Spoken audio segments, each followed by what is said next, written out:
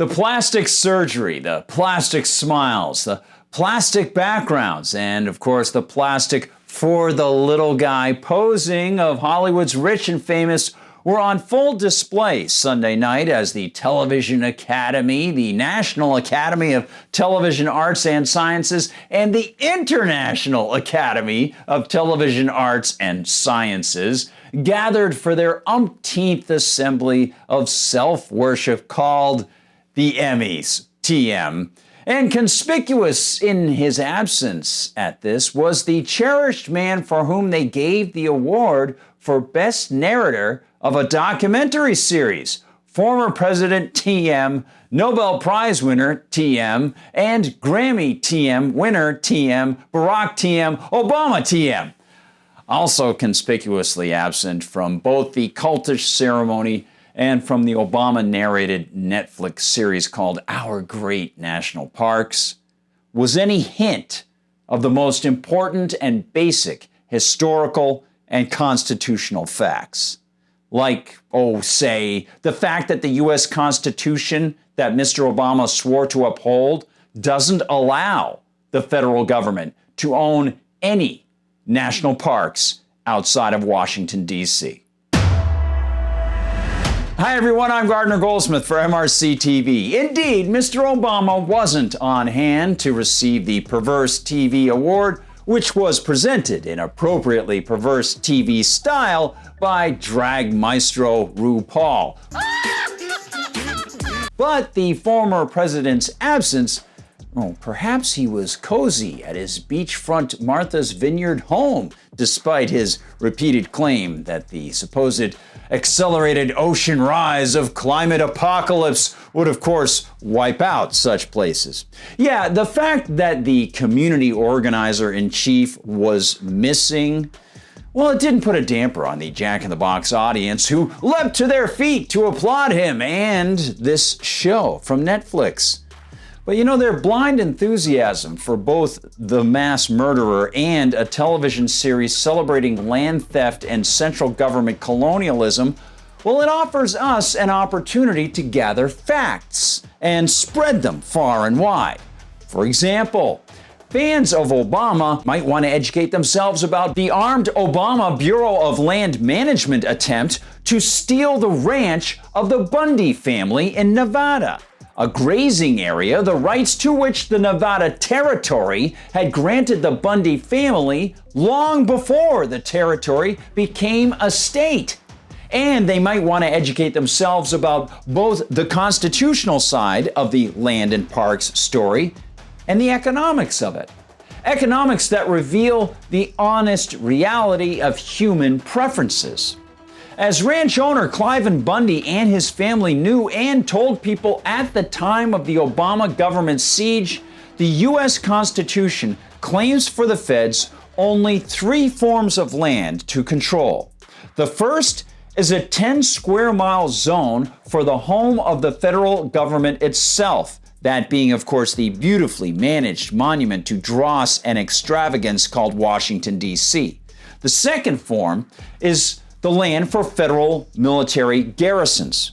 And the third form is, or are, if you want to use it that way, federal territories prior to their becoming states.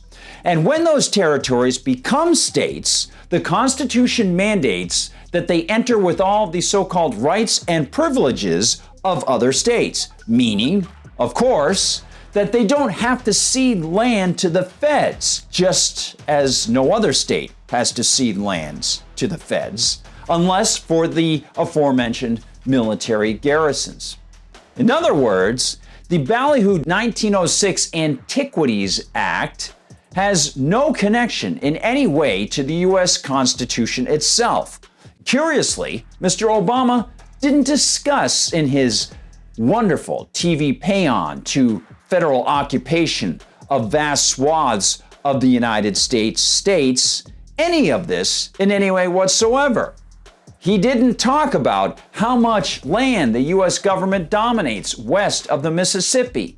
But as Vince Gilroy wrote in 2010 for Reason magazine, quote, "The federal government owns nearly 30% of all the land in the entire country." I'm adding entire. In the West, those numbers soar even higher. The federal government controls more than 84% of the land in Nevada, more than 50% of the land in Alaska, Utah, Oregon, and Idaho, and more than 40% of California, Arizona, New Mexico, and Wyoming. And as I wrote for MRC-TV in 2016, by smothering the ability of real people to lay claim to that land, this political siege not only presents constitutional problems that the glitterati of Hollywood completely overlook, it injects the tragedy of the commons into every inch of that so-called government land. Americans who are struggling to pay their gasoline and home heating bills due to Joe Biden's blockade of Russian energy exports and Biden's evident hatred of oil and gas exploration, well, they might have seen the latest news revealing the fact that Amtrak Joe, in his first 19 months, has, as the Wall Street Journal reports, quote, leased fewer acres for oil and gas drilling offshore and on federal land than any other administration in its early stages, dating back to the end of World War II, according to a Wall Street Journal analysis. And those Americans might justifiably be upset by the fact that in our daily lives, what should be market decisions are being manipulated by Biden and his cronies to hike oil and gas prices higher, all to push onto us the inefficient solar and wind boondoggle that they keep subsidizing and promoting with our money. We don't know whether people value those lands more as green space or if the balance would fall more towards energy exploration because the politicians force us all to pay for the political control of the land.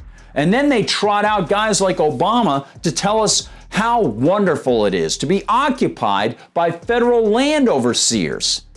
You know, a few years ago, two friends of mine, Rocky Wood and Lisa Morton, released a nonfiction graphic illustrated book on the history of the 17th century witch hunts and witch trials. And in their research, they discovered that the witch trial phenomenon wasn't isolated to only Salem, Mass. The witch trial phenomenon was a worldwide problem. Not because witches were cropping up all over the place, and not because religious blindness saw people fall prey to some mass hysteria.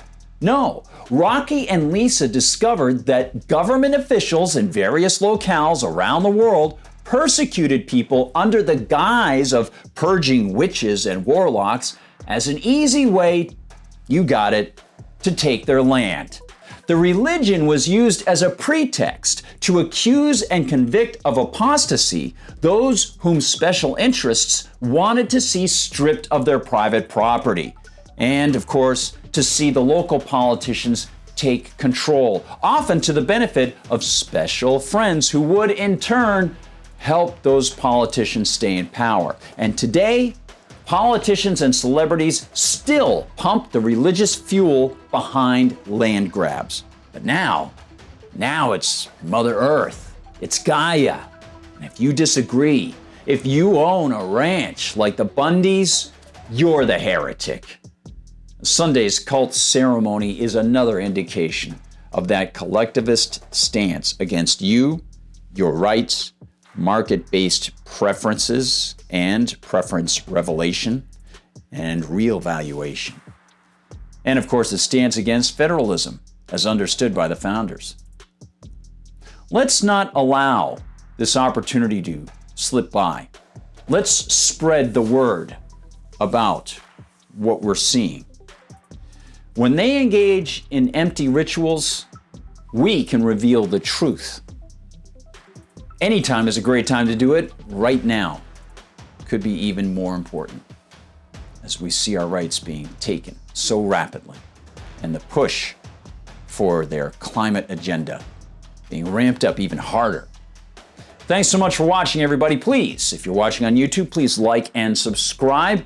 Remember to spread the word and double check that you are subscribed. Please do that. And visit us on Rumble, where they don't censor us. Often try to mention Rumble. We'll see you at MRCTV.org, 35th year of the Media Research Center. head over to the Media Research Center store.